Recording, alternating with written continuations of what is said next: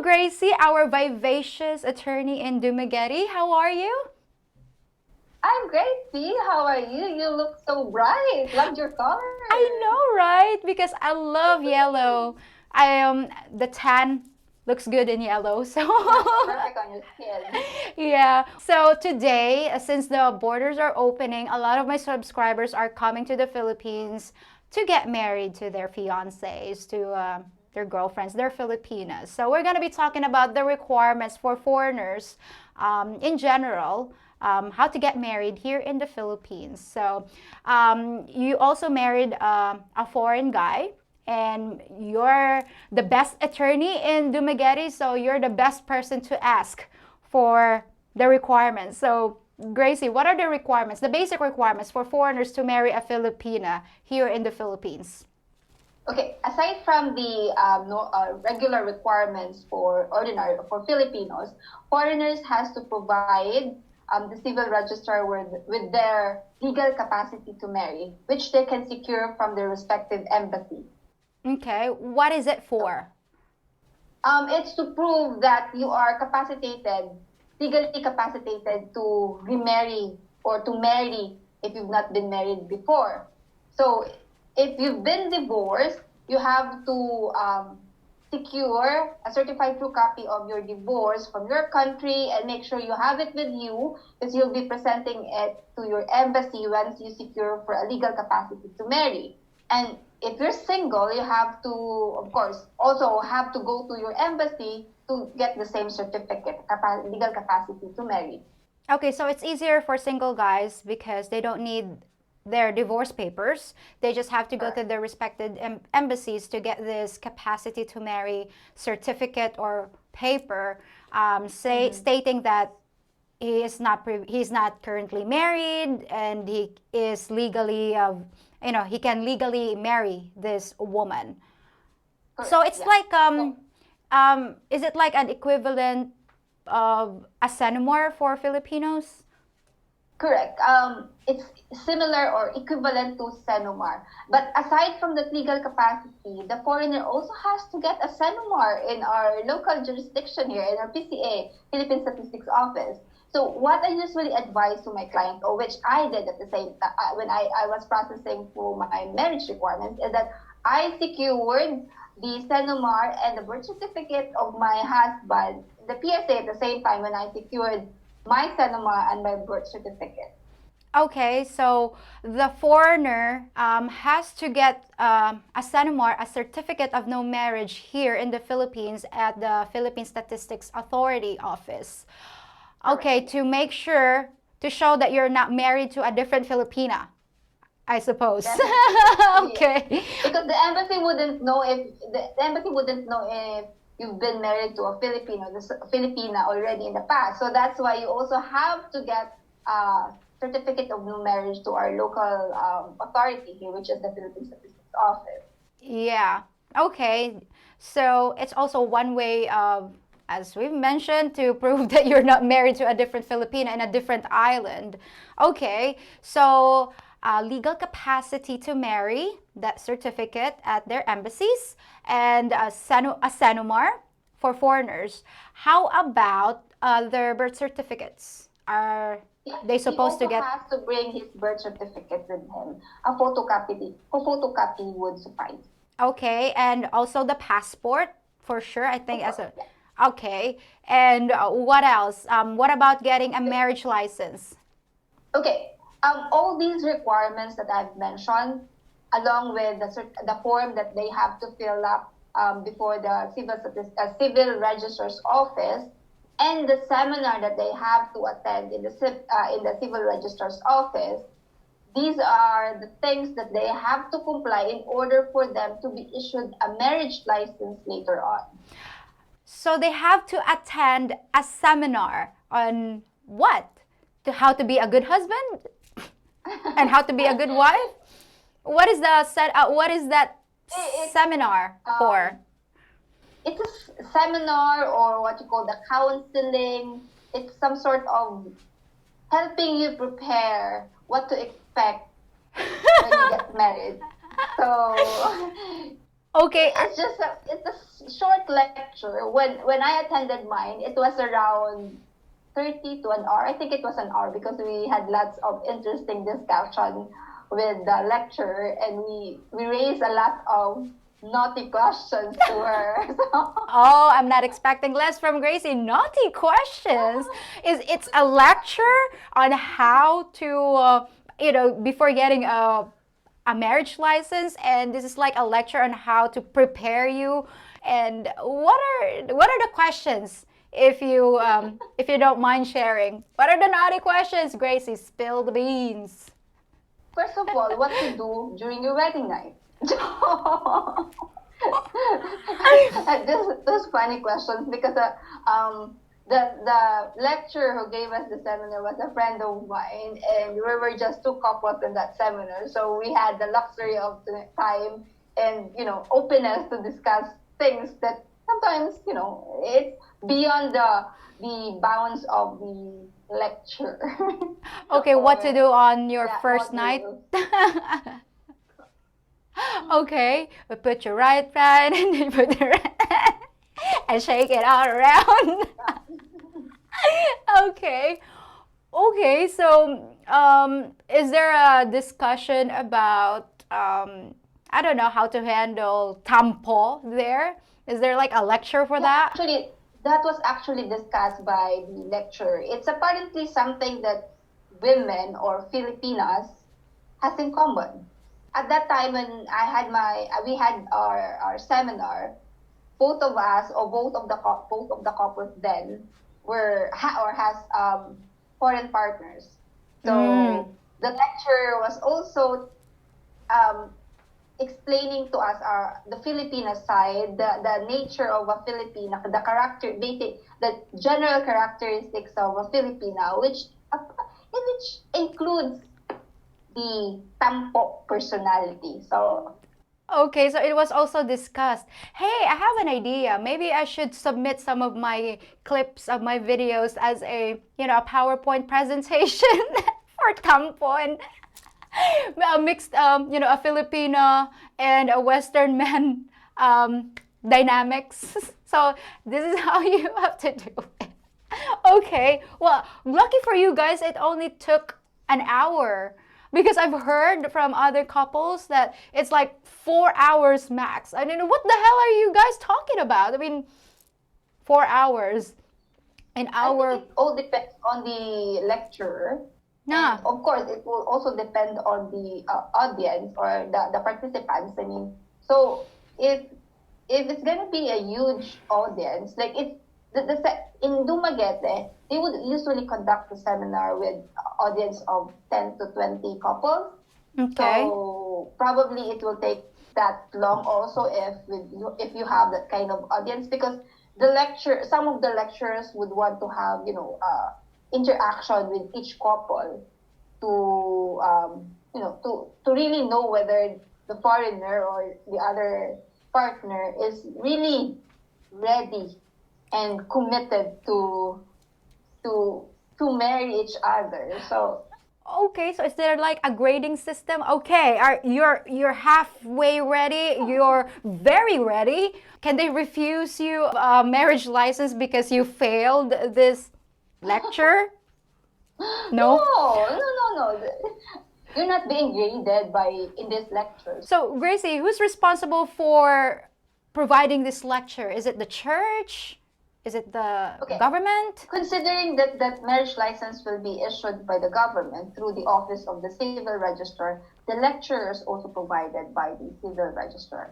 It's the government. However, if you're planning to get married in the church sometimes or some churches has requirements to attend to another kind of seminar, which is conducted by the church.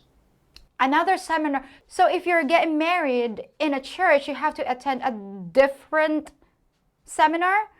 Some churches have their own sets of requirements, and I know for one that they require a seminar to be attended by the marrying couple. I wonder what they're talking about during that seminar. for people who, who want to get married in the church. I'm pretty Will sure father that, will say, so this is what you do? no, you can't be naughty. You cannot raise naughty questions in that seminar. Ah, darn. Killjoy. That's why we never attended it. Ah, okay. All right, so Gracie, so far we've got legal capacity to marry that they can get from their respective embassies, their divorce papers if they've been previously married. But if you're a single guy, good for you, no divorce papers. You have to also get a sanumar here in the Philippines. Even if you're a foreigner, you should get a sanumar here in the Philippines to make sure you're not married to a different Filipina in a different island. And next is your birth certificate and your passport, and attend this seminar to get a marriage license. And there's a second counseling or another seminar if you're wanting to get married in the church. And what else, Gracie? Am I missing another requirement? Yes, if you're marrying a Filipina who is 18 to 21 years old, there is a requirement for marriage for parental consent. 18 to 21, okay. The parents has to consent to the marriage. And if you're marrying a Filipina who is above 21 years old but below 25 years old, then there is a requirement of parental advice. Okay, so let me get this straight. If I'm a Filipina, I'm 18 to 21, and I'm marrying, regardless if it's a foreigner or a Filipino, I need to get consent from my parents. It's like is it written? Is it like notarized? So can they just write? Do it in a form of an affidavit. Like I did one before. It was in a form of affidavit. Yeah. I believe depending on the civil register, they can accept personal appearance of the parents, signing a document, or something to determine that the parent indeed consent. So 22 to 25 years old. Correct, yeah. They need parents' advice to get married. So is it just like a verbal advice, or do they need to write it down? In what I have done, we also make it in the form of affidavit. Only in the Philippines. Philippines. Very first thing you should do, or anyone should do when they wish to marry somebody at a certain place, is to go to the local civil register of the place where you intend to marry to know the complete list of requirements you have to comply. 25-year-old asking advice to get married. That's just weird. So when you're 26 and above, you can do pretty much whatever you want. You can marry anyone you want. Okay, so I am in my 30s, so I might not need mom's advice. How old were you, Gracie, when you got married? It was in 2018, so I was 31. Oh, okay. 30. Okay. So I did it. Of course, that wasn't part of my requirements anymore. Okay. Because otherwise, I won't be able to marry my husband. My parents will not provide me the consent and the advice. Well, good thing you're already 31 at that time. And it doesn't show. Not even a day. You look 20. You know what? Most of my subscribers are baffled, and they're surprised too. You're the prettiest lawyer that they've ever seen. Yeah, for me, you have my vote. You're the prettiest lawyer in Dumaguete. Oh, thank you. All right, so we have to do a reality check. I know we have discussed this before about the prenups. What are your views on prenups? I think for me personally, I would want to have a prenup before getting married. Yeah, me too. I think the same thing too. So, and it's also fair to both parties entering into marriage to really determine the metes and bounds of their personal properties or properties that they have acquired before their marriage. So, it's just to prevent further conflict later on. Mm-hmm.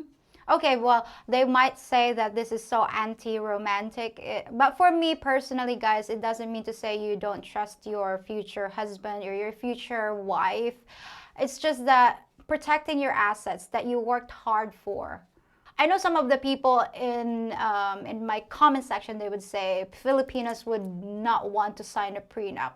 I know you've handled cases like this, Gracie, that you're the one making the prenup and you're explaining it to the wife or to the Filipina. So what are their reactions to this? Actually, there's still a number of Filipinas who think otherwise. I mean, they're not into totally agreeing to signing a prenup agreement. There is this thought that the foreigner does not trust them, thinking that by signing a prenup, they can't have anything from the foreigner anymore. So I think that's the main concern for them, because they might think like, so I'm not getting anything. Kind of a touchy subject, especially if you're presenting that one to your Filipina. It's just that I'm sure if I'm gonna be marrying this person, I've spent enough time to get to know this person. If he presented a prenuptial agreement, and I fully understand, it's your money, and once we're married, if we generate anything like together, then that's ours, and I have no problems with that, because I would want to protect myself as well. I don't want to be taken for a ride, or in the West, I think sometimes prenups are not as airtight, unlike here in the Philippines though. And by the way, guys, it's not only for foreigner Filipina relationships. There are prominent Filipinos, especially wealthy Filipinos, that want to protect their assets. if I may share, I actually know someone, like a couple of individuals who, because the family pushed one party to sign a prenup and then the other party didn't want to sign a prenup, so they call off the wedding and they separated. So it's a case-to-case basis here also. So Filipinos, that's both Filipinos. Ah, okay, those both Filipinos. Okay, and I know two. Chismis. Okay, so anyway, guys, I know it might be difficult for a Filipina to digest that information, because she might think that you don't want to support her, or I don't know, but if her intentions are to just be with you and be loyal to you, I don't think it's gonna be a big problem signing a prenup. Most reasonable thing to do before getting married, other than knowing each other. Yeah, that's yeah, I totally agree, Gracie. It's the best thing you can do to protect yourself, and knowing who you're marrying. Just do it. And plus, guys, the prenups here in the Philippines, correct me if I'm wrong, Gracie, our prenups are airtight, correct? Yeah, as long as it is reasonable, it's not been forced to be signed by the other party. And of course, that's why I always advise my client that their partner should have a separate lawyer to represent her. So that there is proof that she voluntarily signed it, she understood whatever was stipulated in the prenup, and that she has no objection on whatever stipulation in that prenup. So, all right, Gracie, what is the process of filing for a prenup? Do you file the prenup the day of the wedding, or after the wedding, before the wedding is registered? So, what is the process? First of all, you have to execute the prenup before getting married. Second, you may register the prenup before the civil register, or you may not register. Registration of prenup agreement does not affect the validity of the prenup. The only purpose of registration is later on, if there is a third-party creditor running after you or running after the family asset, you can present the prenup as a defense that you're not liable for his or her debt. All right, so that's one good reason to have a prenuptial agreement, because if your wife went ballistic shopping for Gucci's and Louis Vuittons, and there are creditors after her, cannot go after your personal assets. They can just go after the marital assets, if there's any. Correct. So you can present that prenup agreement as a defense that they cannot hold you liable for your personal asset, for debts incurred by your spouse. That will protect you guys. Please, guys, please. I'm almost begging you guys, just protect yourselves. It's just a stroke of a pen. And there's Gracie. She does prenups as well. And she can also explain to your future wives, to your fiancés. Grace is very convincing. Explaining those things to the Filipina person. Well, it is also for her, and at least she can prove herself that she's not only after your money. You know, if I can be blunt, totally blunt to the Filipina, the only explanation for that one, if you're after the money of your foreign partner, then don't sign the prenup. But if you're not after the money, there's nothing wrong if you sign the prenup. You won't lose anything. There's nothing for you to lose. So, Exactly, Gracie. There's nothing for her to lose because in the first place, I hate to say this, let's talk real here. She's got nothing. Most of the time, the Filipinas got nothing. I'm not saying all. There are some triggered Filipinos out there. I'm not saying all, but most of the time, guys, Filipinas got nothing. No cars, sometimes no jobs. So what's the deal? Why would you feel entitled just because you're married to this guy, that you're entitled to his assets that he worked for before you were even born? For some cases, it might not be romantic, then so what? At least I'm being honest. I'm being practical. In a relationship, it's not always romance that has to be followed. You have to be practical, you have to be reasonable. Your brain and heart should work together. Gracie did it. Yeah, I think too. Well, Gracie, thank you so much, and I'll see you again maybe next month. Yeah, it's fun to have this legal chit-chat with you. Yes, and obviously from the cutest, prettiest attorney in Dumaguete. All right, Gracie, well, I'll see you soon. And guys, as you know, I'll be back in just 3 days with something new. And you don't want to miss it. Promise. All right? So, bye, Gracie. Bye. If you think about it, I'm kind of like your own personal genie. Every week, I fulfill 2 of your wishes when I bring you magical content about life and culture in the Philippines and explain the differences between East and West. If you appreciate my efforts, all I ask is that you hit the thumbs up button on this video, subscribe to my channel, and tap the notification bell so you can see what I've conjured up next. And if you're really feeling like a generous master, feel free to share this video with friends and visit my Patreon page as well. And now, for that 3rd wish, you have only to ask, and it's my pleasure to make it come true. What did you wish for? Master. I don't think I can do that, and Mrs. Master would not be happy about it.